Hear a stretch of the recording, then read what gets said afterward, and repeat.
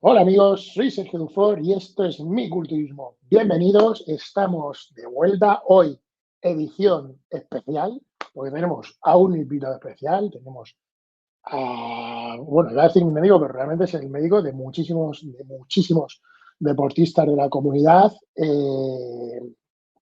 un tío que sabe muchísimo, además de mi amigo.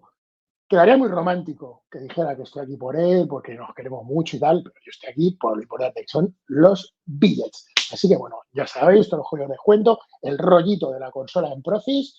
Y bueno, nos ponemos y damos la bienvenida nada más y nada menos que al doctor Andreu. Hola, ¿qué tal, Sergio? Muchas ¿Qué gracias por la pasa? invitación. ¿Qué marcha llevas? Nada, aquí estamos. Bueno, al final hablo casi más contigo que con mi novia. O sea que al Sí, sí, final sí, sí, sí. esto ya es, bueno, uno más, solo que lo grabamos, solo que esto lo grabamos. Pero al final a Sí, diario, la verdad es que a diario hablamos mucho de temas de salud, de culturismo y dijimos, hombre, ya que a diario estamos tocando estos temas, vamos a hacer un vídeo que yo creo puede resultar bastante es el interesante. segundo que hacemos de estos, realmente, porque en el Sí, canal ya hemos grabado, pero hace poco que como veíamos que estaban pasando cositas y tal, y quedábamos mucho sin grabar, dijimos, pues vamos a hacer algo y bueno, pues aquí estamos, ¿no? pues sí, un vídeo más aquí y nada, te dejo a ti que empieces, Pues bueno, que dirijas esto vamos a y vamos empezar, comentando. vamos a empezar con lo más actual, porque esto ha surgido después de que tuviéramos ya la cita para el vídeo y tal. Y joder, creo que es un melón importante, creo que es un melón importante porque yo ya he hecho el vídeo, que lo he subido hoy. Este vídeo se va a emitir esta misma semana. Y es el tema de Nick Walker. Nick Walker, que bueno, que se retira de la Olimpia, que la última semana no aparece. Creo que es una buena decisión el poder cuando toca. Pero a mí hay algo que sí que, no es que me escame, que se lo que dejaron entrever y era que su cuerpo no estaba respondiendo. Evidentemente, yo no sé si estás de acuerdo que cuando un culturista dice mi cuerpo no responde, no está hablando ni de la dieta ni del cardio, que puede ser una consecuencia que el cardio y que la dieta a lo mejor no estén funcionando, pero yo creo que normalmente en estos casos son de la química, ¿no? Sí, es eso fundamentalmente. Yo creo que mucha gente luego se va al mito de no, es saturación de receptores y yo creo que no va por ahí. Yo creo que bueno, lo hemos comentado tú y yo, pero yo creo que es la antesala de que se presenten problemas a nivel de salud. Al final, le quitamos o le restamos la importancia que tiene la salud en el culturismo. Y es que yo muchas veces lo digo, que cuando un hígado falla, cuando un riñón empieza a fallar, cuando un corazón empieza a fallar, el culturista empieza a no responder. Igual que no responde en la carga de competición, no responde a la diuresis y en una etapa de volumen, pues no genera esa masa muscular que debería de generar o ese anabolismo. Al final, el tejido muscular y el anabolismo en sí es un tejido metabólicamente muy demandante y creo que se tienen que dar muchas condiciones óptimas, aparte del entrenamiento, de la química, de la alimentación y el descanso, eh, para, para que se genere ese crecimiento muscular. Si no, yo creo que el cuerpo genera adaptaciones, ya sea rutas metabólicas que quizás aún no están muy descritas, pero elevaciones, por ejemplo, de la miostatina o de ciertas rutas que pueden inhibir ese metabolismo porque este cuerpo esté inflamado, porque el riñón empiece a dejar de funcionar, porque el hígado empieza a dejar de funcionar, porque a nivel intestinal también estamos peor y la absorción de los nutrientes es peor, porque tengas niveles más elevados de cortisol y eso predisponga a las lesiones. De hecho, quizás la lesión que tuvo Nick Walker el año pasado también va en este Sí, sentido, en el sentido de procesos que, pues inflamatorios. ya, claro, ya está inflamado, tiene un cortisol muy elevado, unos entrenamientos con unos niveles de masa muscular muy demandantes, que ahora luego hablaremos del tema de la masa muscular versus grasa, cómo puede afectar a nivel de salud o cómo el cuerpo entiende esto en cuanto a resistencia, por ejemplo, para el corazón, ¿no? Pero creo que su cuerpo ya está dando señales de que hay algo ahí que no está funcionando y el hecho de no responder a la química es una de ellas. Yo, por ejemplo, tío, es que muchas veces cuando me encuentro con situaciones de gente que no quiere descansar y tal, ya digo, es que ya ni siquiera se trata de que te guste, que te importe la salud. Si tú me puedes decir, mira, a mí me suda la polla y quiero ser culturista a lo que mi cuerpo aguante. Pero es que incluso para una correcta optimización de las sustancias, el descanso y el hacer las cosas de forma gradual y evitar, yo creo, también la sobreexposición, porque como tú bien has dicho, cuando comienzan las adaptaciones y creo que ese es el verdadero peligro de la sobreexposición tanto tiempo a la química, las adaptaciones que se generan. Es decir, si quieres sacar más resultados, dices, mira, a mí eso la apoya la salud. Yo de lo único que me preocupo es de ser culturista. Incluso para la optimización hay que ocupar el descanso. Yo creo que es algo que no se entiende y además que se obvia mucho en el culturismo. El culturismo vive en un proceso en procesos inflamatorios continuamente, porque precisamente la hipertrofia conlleva procesos inflamatorios per se. Y esos procesos al final generan determinados residuos, determinadas adaptaciones fisiológicas y muchísimo que hay detrás que deriva en esto. Yo opino, y lo he dicho en el vídeo, que quizás esa falta de respuesta a la química es una precuela de algo que hay detrás ya o de algo que se está forjando, que precisamente ese estado anabólico, que muchas veces, no sé si estás de acuerdo, que pasa esto, opaca y una vez desaparece la carga anabólica y la exposición a las sustancias es donde se muestra la verdadera situación, la verdadera realidad de dónde está. Y creo que es lo que va a pasar con el Walker, sinceramente.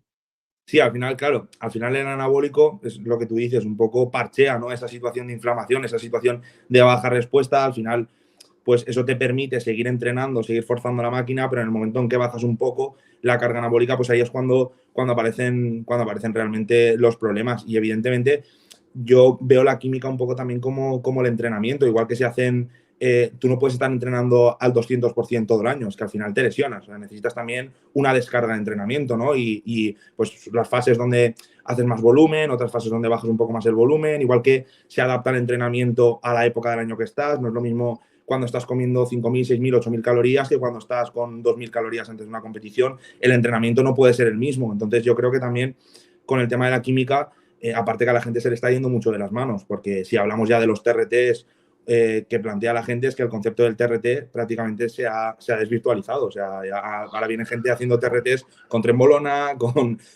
500 de testosterona a la semana. Entonces, claro, se ha desvirtuado también el concepto de TRT y el miedo y el uso de la química. Pero es que realmente, es que eso sería otro melón, porque mucha gente, primero, se tiene más miedo al descanso que al uso, lo cual a mí es algo que me explosiona la cabeza, porque yo, al menos yo siempre he sido bastante defensor del descanso, incluso del descanso absoluto. Pero el tema este de los descansos, de los no descansos, de los TRT, de los TRT, realmente cuando la gente habla de un TRT, es que el problema que yo creo es que nadie hace el TRT real, porque si tú vamos a poner una dosis estándar ya de un tío de nivel, de 90 a 100 kilos, la dosis estándar, y hay que ser sincero en esto, viene a ser 1 gramo de testosterona. La gente piensa que por ponerse, es que, o sea, si hicieran TRT, que el TRT sería de 125 semanal, ¿cómo no vas a tener bajón físico? Si estás tomando 10 veces menos de lo que tomabas. Entonces, realmente, de toda esta gente que dice que hace TRT, ¿quién hace un TRT real? Porque lo que se pone muy de moda son términos un poco sacados de forma como los trineros de terapia basal, ¿no? 300 de testosterona y 300 de primo. Hostias, que eso era un Es un ciclo ciclo. de hace 8 Es un años. ciclo, claro. Porque claro, es que si tú pretendes auspiciarte, no, es que no quiero bajar mucho, voy a hacer TRT, es que vas a tener, o sea, es que el TRT lo único que se encarga de preservar es preservarte a niveles hormonales, pero no a niveles de hipertrofia, ni mantener una masa muscular que has obtenido con 1 gramo de testosterona, no te lo puede mantener un TRT real. Claro, aparte, que luego también lo que me hace mucha gracia, y yo creo que tú también lo verás mucho, Sergio, es la gente que dice, bueno, voy a hacer un TRT de 6 semanas. Es que en un TRT de 6 semanas tú aún sigues on. Es decir, si has Es que hasta gastado... la tercera semana estás con claro, anabólico. O sea, yo eso es algo que me encuentro mucho, porque yo cuando le claro, digo a la gente, no, mira, yo opino que para normalizar los valores de salud necesitas pues unas 5 semanas, pues mirar un poco el hematocrito, los riñones, todos los órganos, digamos, target que tiene el anabólico. Pero, tío, es que yo no me puedo creer que tengas bajón, porque hasta la tercera semana, si tú te haces una analítica y llevas 3 semanas sin ponerte nada, tus sale algo. niveles hormonales van a estar muy por encima de rango. Sí, por O sea, supuesto. como mucho vas a tener 2 semanas y 2 semanas, joder, en 2 semanas no te da tiempo a catabolizar. Siempre y cuando sigas comiendo bien, sigas entrenando, bajes un poco la intensidad del entreno, es imposible catabolizar. Entonces, ¿por qué la gente tiene ese miedo al descanso? Es algo que yo no entiendo. Sí, no, totalmente. Aparte también, evidentemente también tienes que adaptar, que eso también lo hemos hablado tú y yo, el entrenamiento también a esa etapa de descanso. Lo que no puedes hacer es, si estabas haciendo, me lo invento, 40, 50 series semanales de un grupo muscular estando on, lo que no puedes hacer es en un TRT real mantener quizás ese mismo volumen de entrenamiento porque tu cuerpo no se va a recuperar igual. Y claro, vas a estar mucho más cansado, vas a notar mucha más letargia, vas a estar mucho más inflamado. Quizá ahí también tienes que bajar quizás un poco también el volumen de entrenamiento. Evidentemente, entrenando duro, manteniendo la intensidad, intentando mantener pesos, porque si bajas cargas, pues al final el cuerpo no va a mantener o va a intentar eliminar toda esa masa muscular que has estado ganando, porque metabólicamente no le compensa al cuerpo tener masa muscular. Pero yo creo que también tienes que adaptar el entrenamiento a esa etapa en la que te encuentras y luego que sea un TRT real y lo que tú dices, que es que las primeras 2-3 semanas sigues on. Entonces, y luego también, bueno, y ahí tendríamos que hablar también de ésteres, porque si estás utilizando a lo mejor ésteres largos o un Susta o Deca o Trembo en las últimas semanas, incluso puedes estar muchas más semanas on. Entonces, realmente la etapa de limpieza habría que alargarla un poco más. Alargarla en el sentido de cuando realmente empiezas a estar sin sustancias y ahí hacer o un TRT real o un postciclo en función de tus objetivos, los parámetros de salud, temas de fertilidad o bueno, otros temas que tengas que valorar. A nivel fisiológico, Andreu, es decir, a nivel puramente hormonal, ¿qué diferencia hay entre una correcta administración de Ovitreye y un TRT puro de 125? A ver, yo el cambio que más le encuentro es a nivel de parámetros de fertilidad, en cuanto quizás calidad del espermiograma. En cuanto a parámetros de salud, realmente si haces un TRT fisiológico, estás manteniendo dentro de rangos, con lo cual en principio es como un paciente que viene con realmente es un paciente con hipogonadismo, solo que lo estás tratando y no le estás dando quizás tiempo a que su eje se recupere. Con el postciclo, porque también el tema del postciclo la gente se piensa que no, es que si no haces postciclo el eje se estropea, no, es que si no haces postciclo no te recuperas, ¿no? El postciclo realmente, tú durante ese postciclo no te has recuperado hasta que las sustancias se eliminan del cuerpo y tu eje se reinicia. Pero ese eje se reinicia independientemente de que tú hagas postciclo o no. Yo quizás el postciclo lo veo más para aquellas personas que quieren mantener fundamentalmente la fertilidad, porque evidentemente al no estar utilizando testosterona inyectable de forma exógena, la calidad del esperma mejora mucho, eso es innegable. O sea, yo cuando veo un espermiograma de una persona que para con la química, hace un postciclo y una persona que para con la química y hace un TRT, la verdad es que los resultados a nivel de calidad del esperma son muy diferentes. A nivel de salud, no tanto. O sea, quizás sí que en el postciclo, pues quizás en cierto modo al meter un inyectable, pues tienes cierta tendencia a tener un pelín más elevado el hematocrito, un pelín más alterado el colesterol, pero cuando se hacen rangos fisiológicos o incluso con gel, por ejemplo, que es mucho más sostenible y es mucho más lineal, los parámetros de salud son bastante parecidos, pero yo sí que encuentro bastante diferencia a nivel de fertilidad fundamentalmente. Yo es que, sinceramente, el tema del TRT, en mi caso no lo contemplé hasta a partir de los 40. Bueno, yo, de hecho, he sido padre a los 39 y a los 43.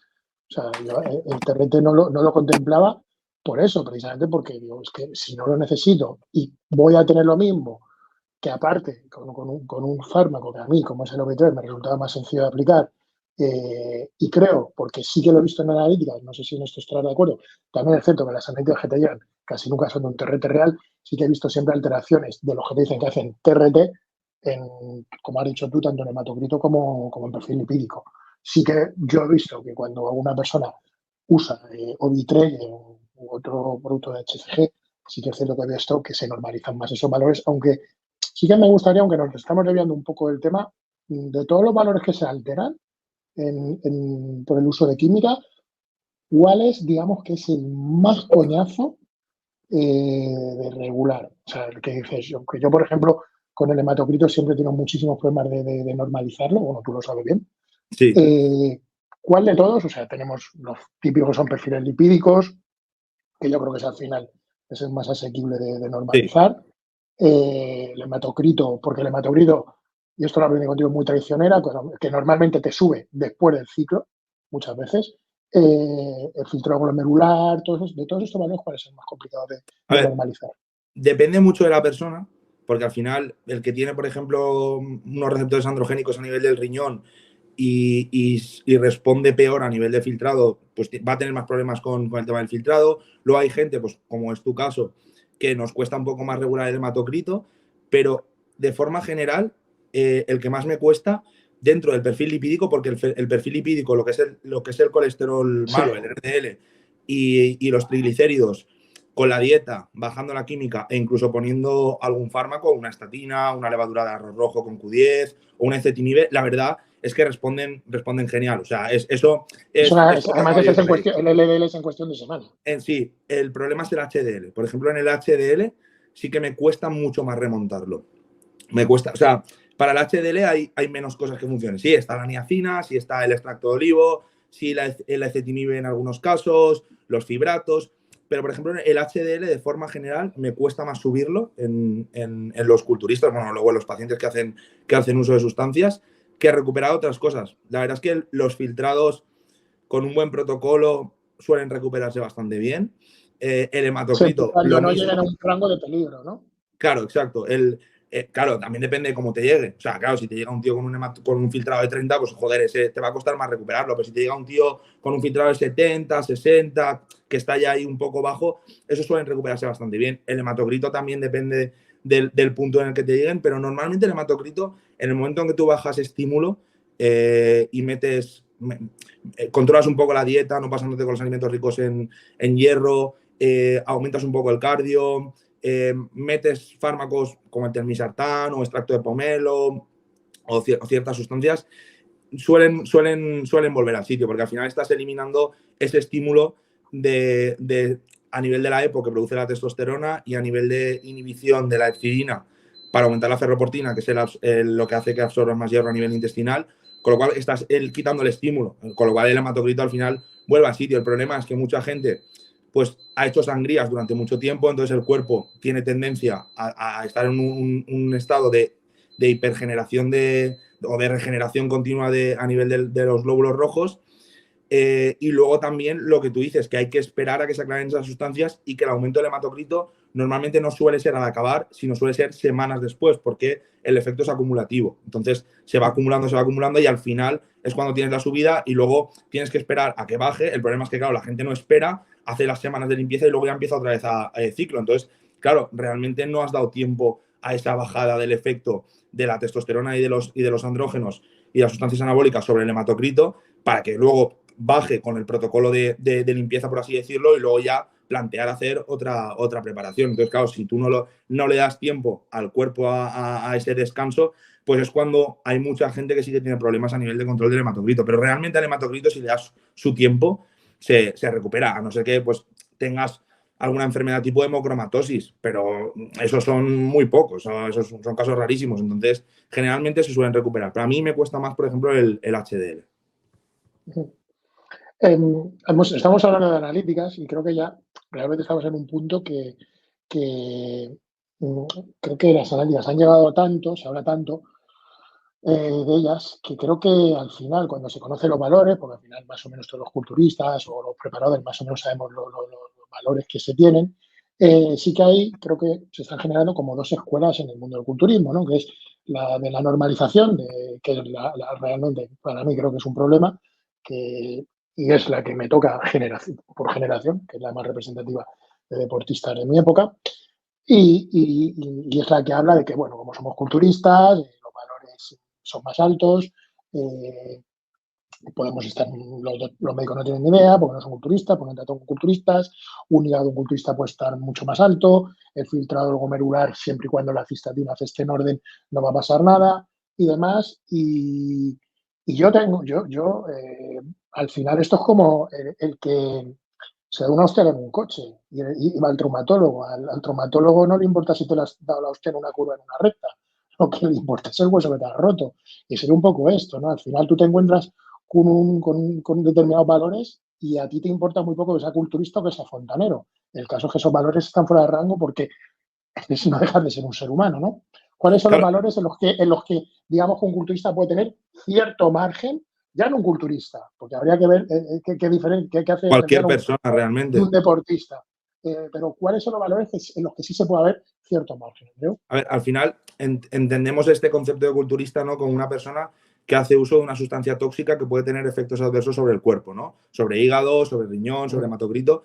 pero realmente es el mismo efecto adverso que puede tener un alcohólico, es el mismo efecto adverso que puede tener una persona que toma mucho ibuprofeno, es el mismo efecto adverso que puede tener el fumar, el tener obesidad, el tener sobrepeso, el tener apnea del sueño. O sea, a mí como médico realmente me da igual lo que tú seas. O sea, yo veo tu analítica y si tu riñón está dañado, el protocolo o el tratamiento va a ser el mismo independientemente de que tu riñón esté dañado por uso de ibuprofeno, por uso de contraste yodado, por uso de anabolizantes, por hipertensión o por diabetes. Es que realmente el protocolo es el mismo. Sí que es cierto que hay ciertos parámetros, hay ciertos valores que habría que tener en cuenta, es decir, por ejemplo, que la CK te salga más alta, pues es lógico y es normal. Tienes más masa muscular y hay más destrucción de masa muscular y encima muchos no descansan por lo menos 48 horas antes de hacerse la analítica. Entonces, que realmente hay una destrucción de masa muscular diaria por la vía del entreno.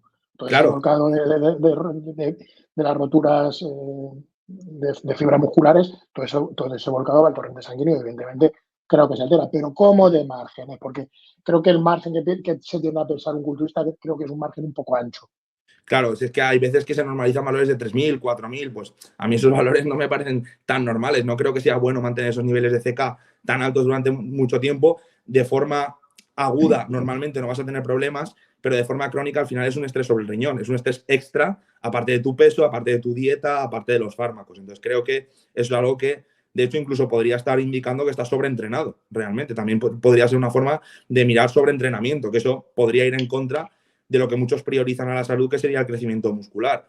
Luego, a nivel de enzimas hepáticas, pues evidentemente, si tú tienes la CK un poco más elevada, la GOT, que no solo está presente en el hígado, sino que también está presente en el músculo, pues es normal tenerla un poco más elevada, pero es verdad que a mí me llegan muchos que me normalizan valores de GOT, de GPT y de GGT, que la GPT y la GGT sí que son más específicas del hígado, de 200, 300, y te dicen, no, es que soy culturista y siempre las he tenido así. Ya bueno, pero que seas culturista y que siempre las hayas tenido así, para mí no están bien, pero tampoco estarían bien para una persona obesa o para cualquier persona que viene a mi consulta. O sea, yo al final, los valores, el hígado es el mismo. O sea, no es que el hígado de repente se convierta en un super hígado porque tú seas culturista, o que el corazón se convierta en un super corazón porque tú seas culturista, ¿no? O sea, las alteraciones. Bueno, en mi caso sí se ha convertido en un super corazón. Claro. Sí, pero para mal. Pero para mal. Claro, pero el problema es ese, Sergio, que da igual si tú tienes un corazón más grande y tienes una dilatación y tienes una FEBI disminuida, es que da igual que seas culturista o que seas obeso. Es que tú tienes la misma alteración y se te va a tratar con los mismos fármacos. Por eso muchas veces me hace gracia cuando dicen, no, es que los médicos no saben de culturismo, entonces no pueden. A ver, sí que es verdad que en este caso yo me gusta el culturismo, lo practico y puedo entender y como que a mí se me puede dar más cancha en ese sentido de decir de que se fíen de mí, pero es que se tienen que fiar de cualquier médico, porque al final las alteraciones que veo yo son las mismas que va a ver un cardiólogo, que no tenga ni puta idea de lo que es la creatina. Es que da igual, o sea, si tienes una FEBI disminuida, la tienes disminuida. Fin, es que no hay más. No hay ningún margen extra, en eso estoy de acuerdo. Ahora que estás hablando de FEBI y demás, que es algo que yo, por lo que me retiró, hemos hablado antes de los tiempos de sobreexposición a la sustancia, que es lo que genera las adaptaciones.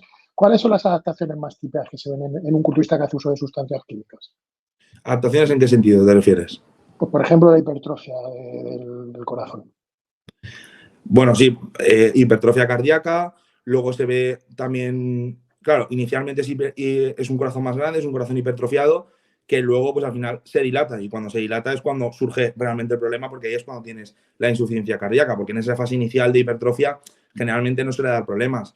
Luego a nivel hepático, pues los adenomas, que mucha gente pues evidentemente si no te haces ecografías no sabes que los tienes, al final el uso de orales, igual que las anticonceptivas para las mujeres, pues los orales igual, tienen bastante paso hepático con mucho estrés y favorecen esa aparición de los adenomas, hígado graso. El adenoma, perdona, una salvedad, puede incluso llegar a ser súbito, o sea, una muerte súbita porque reciben riesgo. Esos son más los hemangiomas. O sea, los hemangiomas son los que son como dilataciones vasculares, que también lo predispone el uso de sustancias que tengan paso hepático, y eso es lo que se puede romper y generar un sangrado y morirte de forma súbita.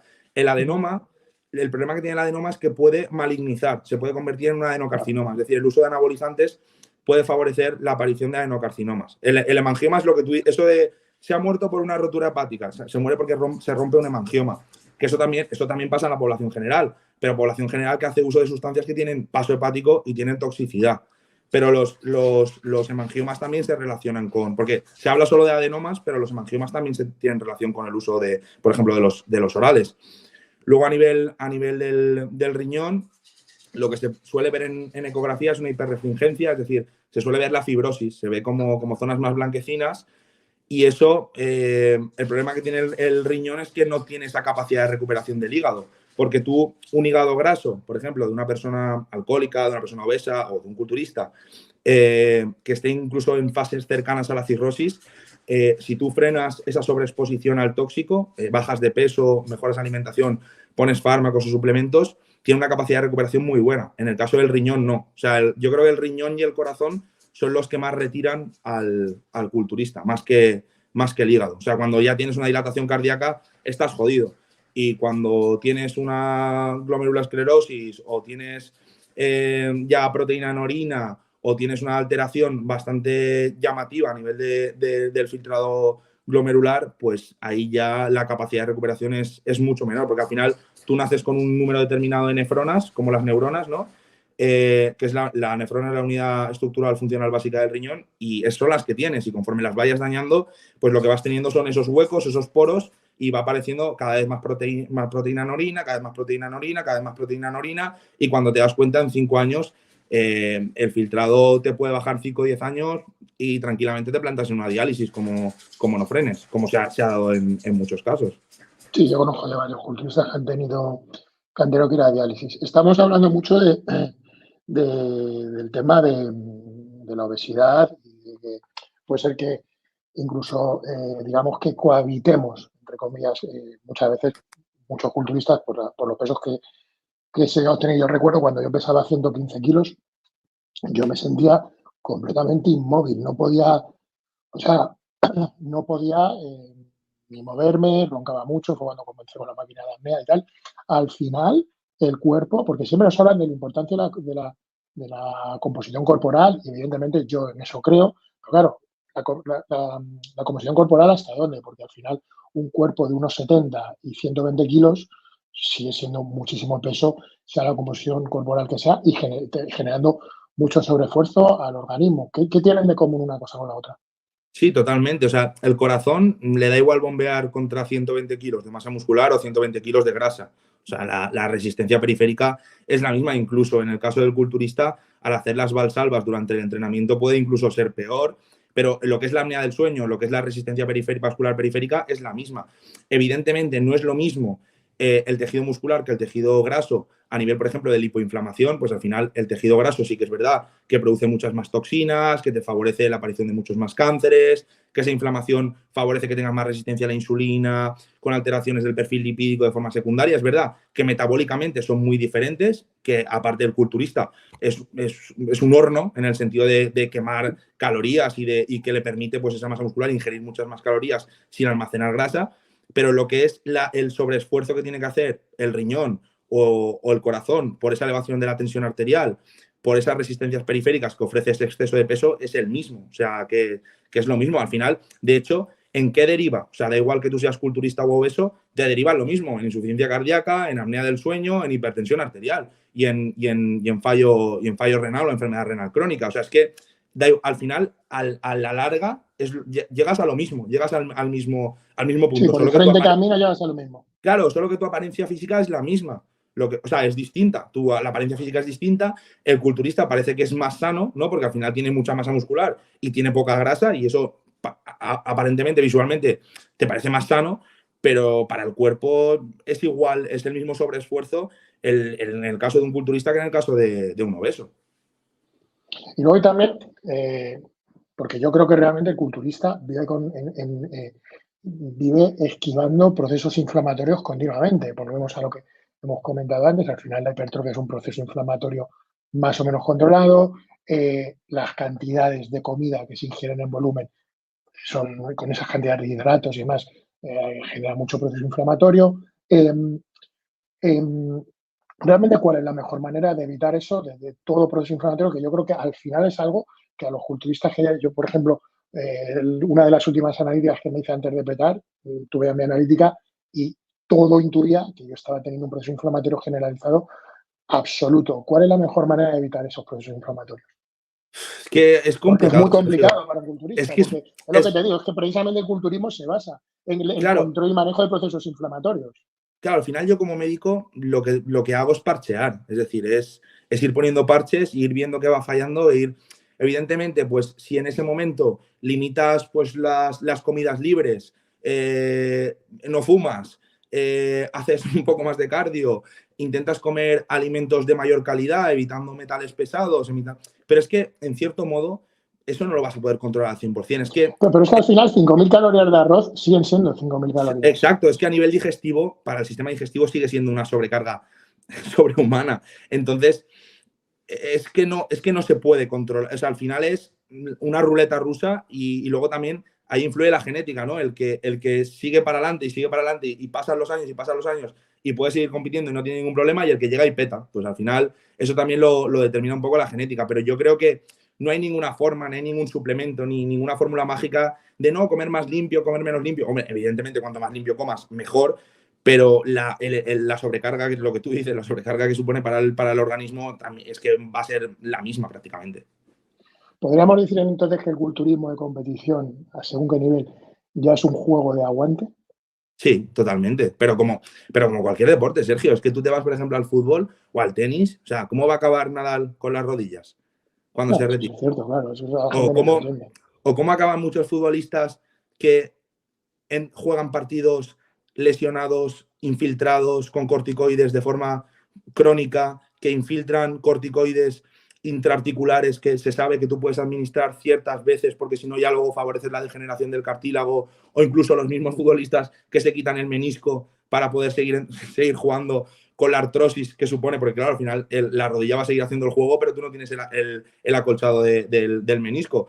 Entonces, es que ahí están limitando su calidad de vida en pro de rendimiento a nivel del deporte. Sí que es verdad que en el culturismo tenemos el extra del uso de sustancias, que bueno, también es verdad que en el deporte de competición de otras categorías se hace también uso de sustancias. Lo que pasa es que, claro, la dosis no es la misma y el peso corporal no es el mismo. Entonces, claro, a nivel de salud, evidentemente el culturismo demanda más al cuerpo, porque no es lo mismo un tío que pesa 70 o 60 kilos que un tío que pesa 120. Es que la sobrecarga sobre el cuerpo es totalmente diferente. Pero evidentemente sí es un juego de aguante, pero igual que cualquier deporte de élite, pero incluso en el mismo culturismo natural que no se haga uso de sustancias, es decir, el hecho de estar con esa inflamación crónica, con esos entrenamientos al límite, con esa dieta con un montón de calorías, luego con una restricción calórica muy, muy bestia, con la diuresis, que aunque tú hagas una diuresis natural te estás deshidratando, con lo cual sobre el riñón estás produciendo un estrés. Entonces, todo lo que sea deporte de élite o deporte de competición, y más con esos pesos tan desmesurados, pues evidentemente eso es, como tú has dicho, un deporte de aguante. Por eso hay algunos que sí que aguantan más y otros que, pues, que explotan. Bueno, yo no me puedo quejar que yo fueron 20 años. Claro, no, sí, sí. Entonces tiene una vida deportiva larga. Mira, yo recuerdo cuando me pasó el tema del corazón, el primer cardiólogo con el que traté fue con Avellán, y hubo una cosa que me dijo, y a mí, la verdad es que me puso un signo de exclamación en la cabeza, y fue que me dijo que con el anabólico se había llegado a plantear si era incluso más nocivo que el tabaco, porque había patologías en personas que con 5 o 10 años de uso de anabólico tenían patologías que a lo mejor tenían personas que tenían con 40, 50 años de tabaquismo. Lo cual sí da que pensar, porque evidentemente un proceso cardíaco que yo he visto, yo conozco ya varios cercanos de una hipertrofia severa y demás, son procesos cardíacos muy prematuros en gente de 40 años o más jóvenes, como es esto, que yo he visto a gente de 30 años. ¿Hasta qué punto una persona que tiene que decide hacer uso de anabólico, por muy precavido que sea, por muy prudente que sea, porque sabemos que alguien que va a pecho descubierto pues va a tener problemas, pero hasta qué punto una persona haciendo las cosas bien, si es que se puede hacer bien, está comprometiendo su longevidad. Sí, sí, totalmente. Yo, de hecho, coincido en lo que te dijo Avellán, porque yo, por ejemplo, infartos o trombosis, yo he tenido pacientes que han tenido infartos, que han tenido trombosis, gente demasiado joven. Es decir, que con el uso del tabaco te tienes que esperar 40, 50, 60 años, igual que la aparición de los cánceres en relación a la exposición a tóxicos. Con el anabólico aparece todo antes. O sea, eso es una realidad. O sea, esas alteraciones del perfil lipídico con esos HDLs tan bajos, eso no los ves. No lo ves en otra población si no hacen uso, independientemente de lo mal que coman, de que no hagan deporte, eso no lo ves en poblaciones jóvenes. O sea, hematocritos tan disparados, con perfil lipídicos tan alterados, con resistencias a la insulina, diabéticos, tan jóvenes, eso no se ve en otras disciplinas. Eso es una realidad. O sea, el anabólico lo avanza todo, igual que te avanza y te acorta los tiempos de desarrollo muscular, ¿no? Porque a lo mejor en un año puedes conseguir lo que conseguirías en 5 o 10, a nivel de salud también estás comprando papeletas. Eso es una realidad. Y vamos a dar un juego mucho más, a un punto mucho más extremo, porque creo que a veces también es bueno dar estos mensajes, ¿no? Si tú a un culturista le quitas el entreno y el cardio y siguiera haciendo las prácticas que hace, ¿hasta dónde podría llegar? Porque al final el entreno no deja de ser un deporte, no deja de ser ejercitar el corazón, no deja de ser moverse, mantenerse activo. ¿Hasta dónde podría llegar una persona con esas dosis, con esas prácticas? Yo creo que se alteraría mucho más, porque claro, bajaría un poco de masa muscular, aunque seguiría manteniendo masa muscular, porque al final el anabólico te permite mantener masa muscular, pero claro, si no tienes el estímulo de crecimiento, irías perdiendo. Y luego, pues evidentemente, si no haces la dieta, el perfil lipídico se alteraría mucho más, aumentarían de grasa, con lo cual aromatizarían más, lo cual aumentaría más, porque el estradiol también aumenta más el hematocrito, empeoraría más la función renal. O sea, yo creo que se acortaría más la vida aún si no entrenase y se alimentase bien. ¿El caso más extremo que te has encontrado, Andreu? El caso más extremo, pues un chico de 25 años que había empezado a los 18 aproximadamente, si no recuerdo mal, y tenía una trombosis arterial en la pierna derecha y le tuvieron que hacer un cateterismo y tal, y estuvo a punto de perder la pierna. Ese, por ejemplo, a mí me sorprendió bastante, aparte que tenía un HDL de 10, si no recuerdo mal, tenía un hematocrito permanentemente en 59-60, un LDL en 190. No, estoy diciendo un poco de memoria, pero más o menos eran así los datos. Ese ha sido el más grave que he tenido.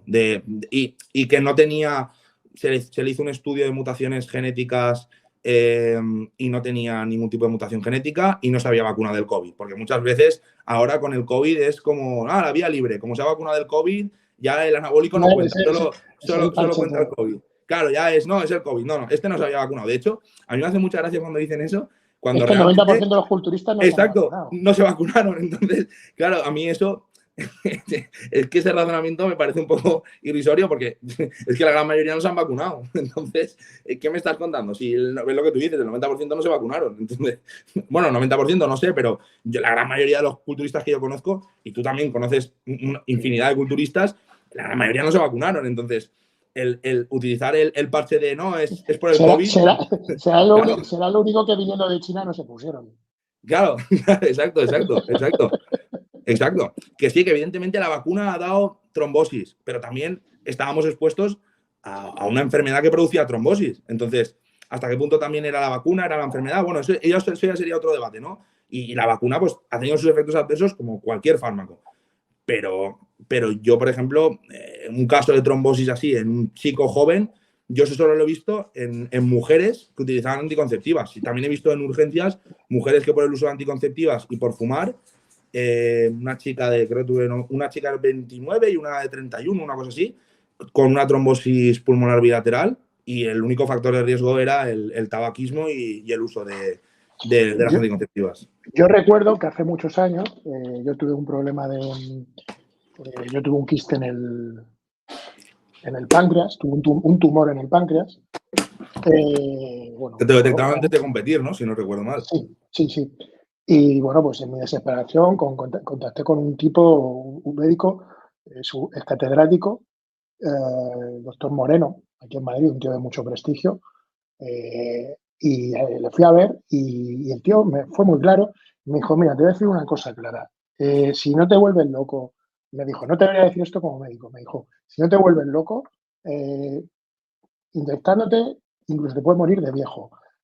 Como tomes un solo oral, con los orales, el tío me dijo abiertamente, dice, yo me he hecho rico con las píldoras anticonceptivas operando a mujeres en privado.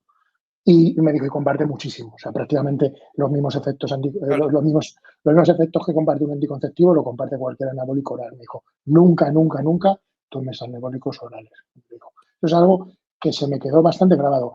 Hemos hablado del más grave y ahora, porque a la gente le gustan estas cosas, el más loco. ¿Qué El ha dicho tú? Madre ¿Qué ha dicho tu madre mía? ¿Qué ha dicho tu Sí, madre sí. mía? Sí, lo recuerdo perfectamente. Que además te lo dije, le dije, sinceramente, no sé cómo está tu analítica. También, bueno, estaba mal, pero no tan mal como debería de estar. Recuerdo que estaba con 3 gramos de testosterona a la semana, con 1 gramo de trembolona, con 1,5 gramos de deca. Eso según él, ¿eh?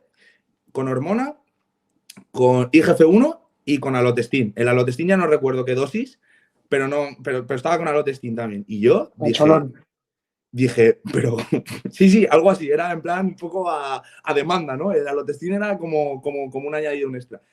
Y yo dije, sinceramente, no sé cómo sigues vivo. Yo dije, preveo que probablemente muchas de las sustancias que has comprado están infradosificadas porque lo había comprado en el mercado negro. Y yo digo, porque con esas dosis deberías estar muerto o te debería haber pasado algo.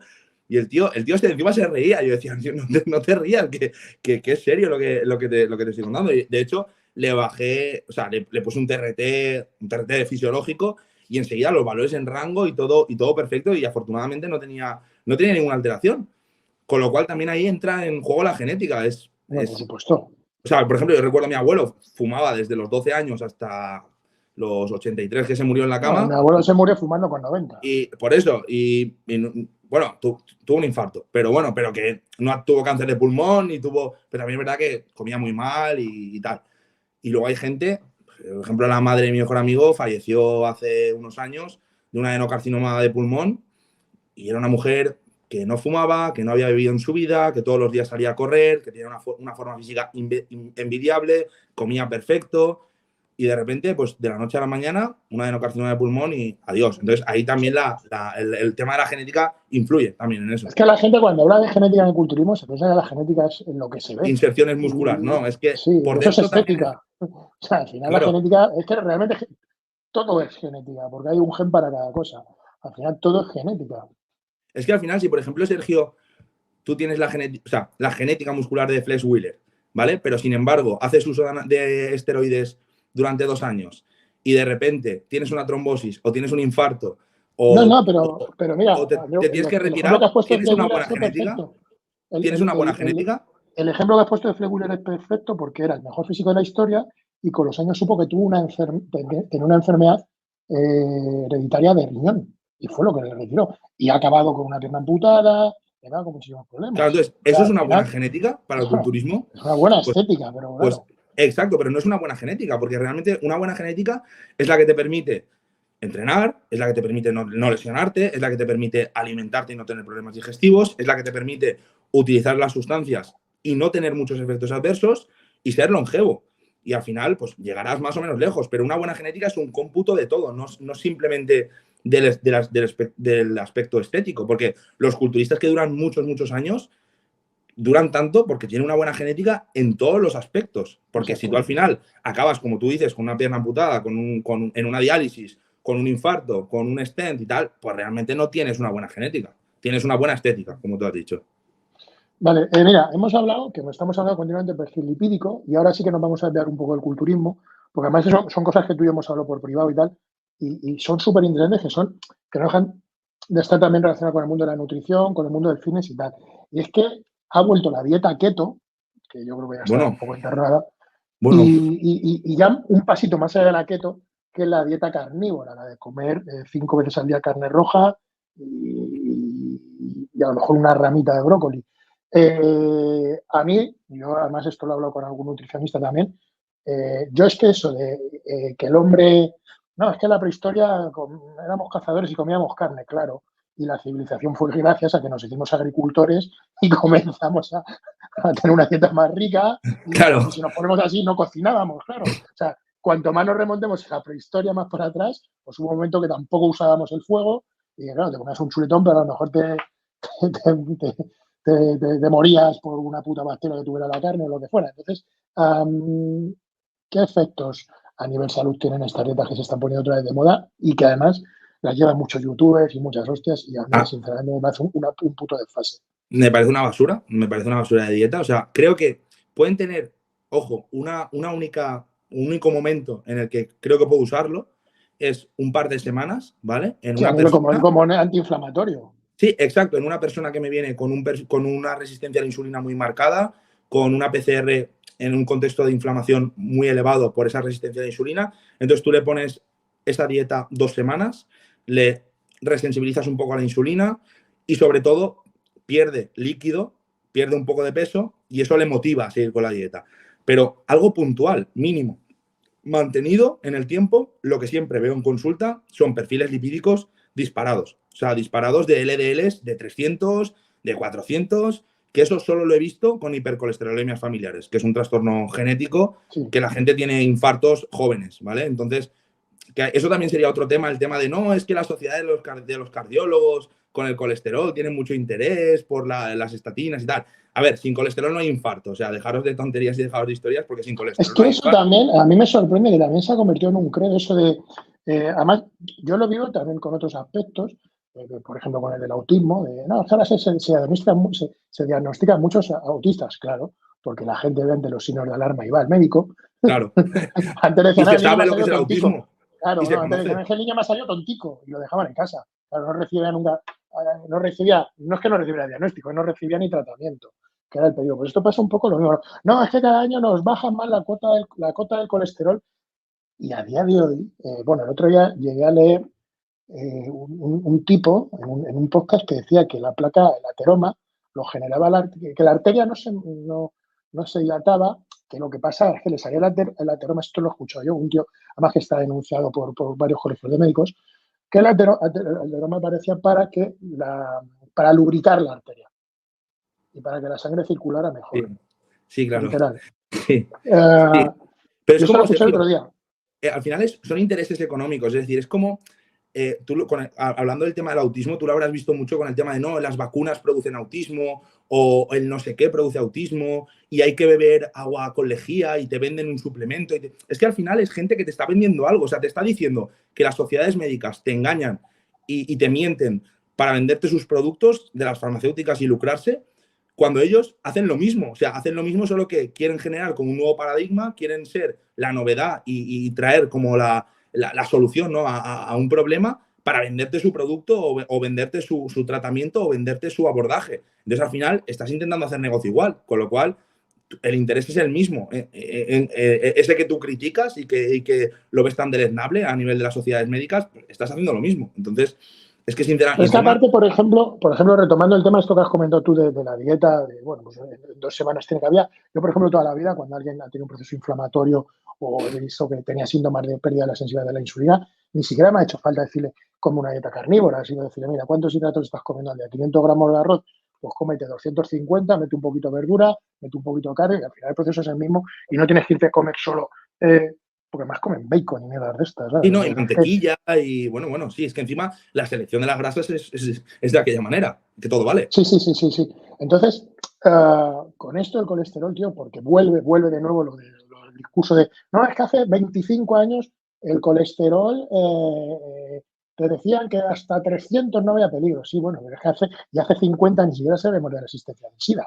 Entonces, Claro, claro, al final las cosas van avanzando, y es que al final el estudio Campbell lo que demuestra es que el colesterol es un verdadero factor de riesgo a nivel cardíaco, es que no hay día. Y los marcadores de sí, calcio sí, y el ateroma y demás, esto son cosas que están ya más que constatadas, pero nunca falta el que lo cuestiona y te habla de lobbies económicos, que no digo que no los haya, porque sabemos que las farmacéuticas son lobbies claro, económicos muy potentes, pero una cosa es cuestionar la ética de las farmacéuticas y otra cosa es cuestionar lo que son estudios muy fundamentados, muy de aprendizaje de años, como son perfiles lipídicos, que es algo que ya no puede haber ninguna discusión, que es un factor de riesgo y que la alimentación en este caso, una alimentación tan limitada y que volvemos a lo mismo, ¿no? Casi se alimentaban nuestros antepasados. Bueno, ¿en qué momento de la historia se alimentaban solo de carne? Si es que ni siquiera tenemos, o sea, es que ni siquiera tenemos un momento en el que el ser humano haya sido netamente carnívoro y ahora volvemos con no sé cuántos millones después de evolución a dietas carnívoras e intentar ponerlas de moda porque ha sido rizar el rizo. Hemos pasado de la dieta keto a la dieta carnívora, yo no sé qué va a ser lo siguiente. Sí, no, pero es como ahora intentar que las cirugías se hagan como se hacían hace 30 años. Hace 30 años te abrían de arriba abajo para una apendicitis y la gente se moría. Y ahora la apendicitis te quedan 2 o 3 marquitas porque te hacen una laparoscopia, te la sacan y incluso trasplantes renales, que mi padre hace trasplantes renales con la laparoscopia y te dejan 3, 4 marquitas. Entonces, ¿qué tenemos que hacer? También volver ahí porque hay intereses de que nos vendan las máquinas de laparoscopia. Es que evidentemente intereses va a haber siempre, porque al final la economía está ahí, las transacciones económicas y los intereses económicos van a estar ahí. Pero luego también, joder, yo como médico, es que a mí nadie me obliga a prescribir nada. De hecho, si tú como paciente no te quieres tomar una estatina, es cosa tuya. O sea, una cosa es lo que yo te proponga, pero si tú no te lo tomas... Vamos a ver, vamos a ver que eres el tío más avaricioso del mundo, el más egoísta del mundo y que me quieres y que estás conchavado en un complot internacional para recetarme estatinas. Que tú me recetes estatinas no quita, o sea, que tú me recetes estatinas con alguna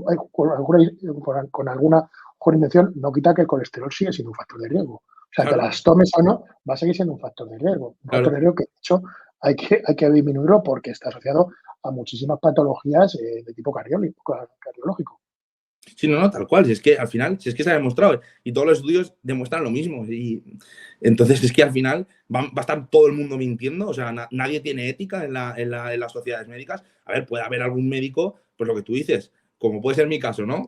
que soy el peor del mundo y que me quiero aprovechar de todos y quiero lucrarme. Pero coño, alguien saltaría y diría, oye, que esto está mal, ¿no? O sea, porque yo creo que hay gente que antepone pues eso, su juramento hipocrático y el hecho de querer curar a las personas a los intereses económicos. No todo el mundo entra en la medicina con intereses económicos. Yo, por ejemplo, trabajo en la pública y también trabajo en la privada porque quiero tener más rendimiento económico, pero hay muchos compañeros míos que únicamente trabajan en la pública e incluso ni visitan o sea, no dejan que les visiten las farmacéuticas. Entonces, que mucha gente que no tiene esa necesidad de tener más. Es que entonces, no todo el mundo se quiere lucrar. Que no estoy diciendo que yo me quiera lucrar a base de vender estatinas, pero es que al final, a mí a final de mes, me paga la Generalitat independientemente del número de cosas que prescriba o no prescriba. O igual que si con la vacuna del COVID, que decían, no, es que si no te vacunas no te dejan trabajar. Mentira, yo tenía muchos compañeros que no se vacunaron y trabajaban igual que nosotros y no que los que se habían vacunado. Es que no había ningún problema. Es que al final no es tan así. Que evidentemente las farmacéuticas pagan congresos, pagan cosas, pero ellos tampoco tienen una forma de cuantificar lo que tú estás prescribiendo, ¿no? Es que toda la farmacéutica, yo le podría decir que estoy prescribiendo 1.000 millones de cosas y ellos no pueden saberlo si lo que estoy prescribiendo o lo que no. Y lo que tú dices, que aunque fuera así, el hecho de que el colesterol es malo está ahí. Es que es independiente de que yo me quiera forrar o no me quiera forrar. Es que está más que demostrado. Es que no hay más que hablar. Bueno, pues llevamos 52 minutos, 53. Yo creo que ya estaría, ¿no? Sí, yo creo que sí. ¿Algún Así, tema más que quieras tocar? pues no sé, es que también si tocamos ahora todos, a lo mejor es mejor dejarlo. Sí, Deberíamos hacer dejamos para que... un vídeo, intentar no alargarlo tanto como la última vez. Y que sobre Claro, todo, claro. a lo mejor en comentarios que nos dejen, oye, ideas o por Instagram o lo que sea, tanto Pregunta a tu conmigo, doctor. oye, ¿de qué os gustaría que hablásemos en próximos vídeos? Y en base a los temas, pues preparar algo así chulo. Sí que es verdad que luego divagamos un poco, pero quizás también dejar No, ha algún quedado tema. dinámico. Está bien la cosa. Sí, Está bien. y así para siguientes vídeos que nos pregunten cosas y lo dejamos ahí, lo guardamos y para el siguiente vídeo. ¿Debería de volver a ciclarme, doctor? ¿O no? Eso como mi respuesta como culturista o como médico, como tu médico. Como culturista. No. No. Que desde que llega a tu vida estás más sano. Sí, y más calvo, y más pequeño, y fíjate, una Pero, basura. pero estás sano. Se ve Pero por la borda la vida. como médico he cumplido, ¿no? Como médico he cumplido. Como médico has cumplido, como amigo has defraudado. Eso es verdad. Bueno, pues muchas gracias por haber venido Nada, a gracias a esta ti por la invitación. charleta. Y nada, tío, seguimos. Bueno, luego hablaremos otro reto por el móvil. Sí, no, sí, Así por que, supuesto. venga, tío, muchas Bueno, gracias. buenas noches.